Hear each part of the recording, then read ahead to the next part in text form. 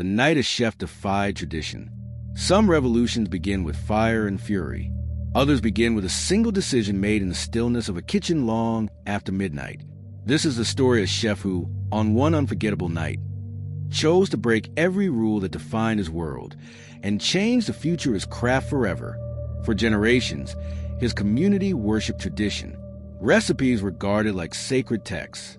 Techniques were passed down unchanged, each step a quiet homage to those who came before. Food was not merely nourishment, it was identity, and to alter it, even slightly, was to risk being cast out. But the world beyond the kitchen walls was shifting. Diners were seeking new meaning and flavor, and young chefs everywhere were wrestling with the same question. How do you honor the past without becoming trapped inside it? To understand why this night mattered, we must return to the weight that shaped him. He was raised in kitchens where mistakes were forbidden and innovation was feared. Every dish he learned was a repetition of someone else's memory. Yet beneath his obedience lived a restless spark, a thought he kept hidden. What if tradition didn't have to be a cage? What if it could be a springboard? That night, he finally gave in to the pull of possibility. Long after the staff had gone home, he stood alone under the soft glow of the kitchen lights. He laid out ingredients that had never touched the same plate. He prepared techniques frowned upon by his mentors. He reached for ideas whispered by his own curiosity rather than dictated by heritage. Each movement felt both liberating and dangerous, as if the walls themselves were watching. What emerged would ignite a quiet storm, one that even he could not yet foresee. And as dawn approached, the chef realized he had crossed a line he could never step back from. When morning arrived, the chef carried the remnants of his midnight creation into the light of day. The dish felt fragile, as though it held both promise and betrayal. His hands trembled as he presented it to his sous chef, a friend who had stood beside him for years. The first bite brought silence, a long, unreadable pause that stretched across the kitchen. Then came a soft exhale, the kind that signaled recognition rather than approval. It was new. It was risky. It was unlike anything their tradition had ever allowed. Word of the dish spread to the staff with a mixture of awe and fear. Some saw brilliance. Others saw danger. In a culture where elders enforced culinary laws with iron certainty, even suggesting such a departure felt rebellious. Yet the chef, feeling the first tremors of conviction, continued refining the recipe. Every adjustment brought the dish closer to a voice he had never heard before, his own. But tension grew quickly.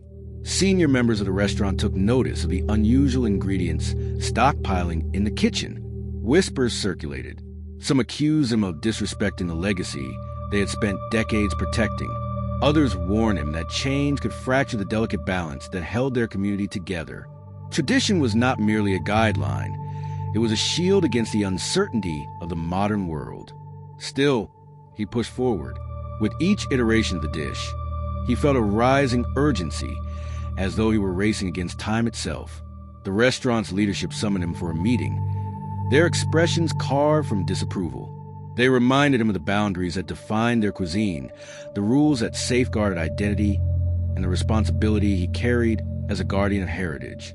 Their message was clear: abandon the experiment or risk losing everything he had earned. Yet beneath the pressure, something unexpected happened.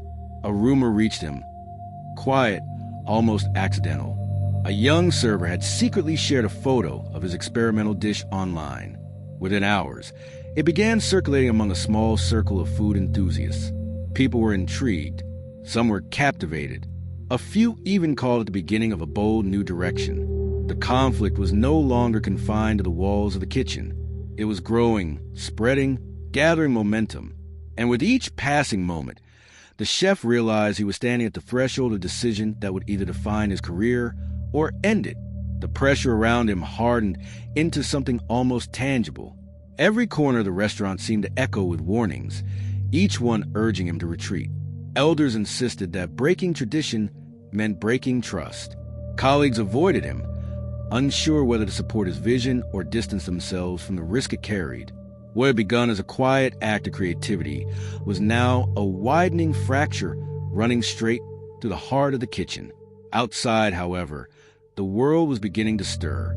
The photo of his dish, vibrant, unexpected, unapologetic, had reached a larger audience. Food bloggers debated its meaning. Aspiring chefs dissected its technique. Some called it a betrayal of heritage. Others hailed it as a daring evolution. The debate grew louder each day, and though he had not spoken a single word publicly, his name was suddenly on everyone's tongue. He had become the center of an argument he never intended to start. The restaurant's owners watched the controversy unfold with rising unease. They feared the dish might attract unwanted attention, dragging their establishment into a cultural storm. To them, tradition was stability, and stability was survival. They demanded the chef abandon his creation once and for all. This time, the ultimatum was unmistakable. Conform or leave. The command struck him deeply. For years, he had devoted himself to the restaurant, its rhythms, its rituals, its quiet pride. It had shaped him. It had raised him. It had given him a place in the world. But now, standing under the weight of their expectations, he felt a truth he could no longer ignore. His loyalty to tradition had begun to eclipse his loyalty to himself. That realization ignited something fierce inside him. Not anger, but clarity. He understood that tradition was never meant to be a chain. It was meant to be a foundation, a starting point, not an ending. And if he continued to silence his own voice for the sake of acceptance, he would spend the rest of his life cooking someone else's past instead of creating his own future. That night, as service began, he stepped into the kitchen with a steadiness he had not felt in months. Each movement was deliberate. Each decision felt earned. And when the moment came, when a table of guests asked to try the dish everyone was whispering about, he hesitated only for a breath. Then he plated it. The restaurant fell into a tense hush. Servers exchanged anxious glances. The owners watched from a distance, their expressions taut with dread. The plate moved through the dining room like a spark looking for tinder. And when it reached the table, the chef felt the entire world narrow to the sound of a single fork lifting. A beat of silence. Then another. The guests looked up, their eyes holding something unexpected. Not shock, not confusion, but excitement. A quiet recognition that they had tasted something new, something alive. And in that charged, fragile moment, the chef knew there was no turning back. The story was racing toward a breaking point, and the night ahead would decide the fate of everything he had dared to imagine. The verdict arrived not in a roar, but in a single unmistakable wave. The guests who tasted his creation began speaking in hushed, thrilled tones. Soon their excitement spilled into the dining room, spreading from table to table like a quiet spark catching fire. More diners requested the dish. Servers, sensing the shift, leaned into the momentum. Even those who doubted him felt the pulse of something extraordinary rising in the air. But the owners watched with clenched jaws. Tradition was being challenged in real time, and their authority felt suddenly fragile. One approached the chef, ready to intervene, but before they could speak, an unexpected voice cut through the tension. A respected food critic who had arrived unannounced, drawn by rumors of the controversial dish. They ordered it. The kitchen froze. The chef felt his heartbeat thundering as he prepared the plate with steady hands.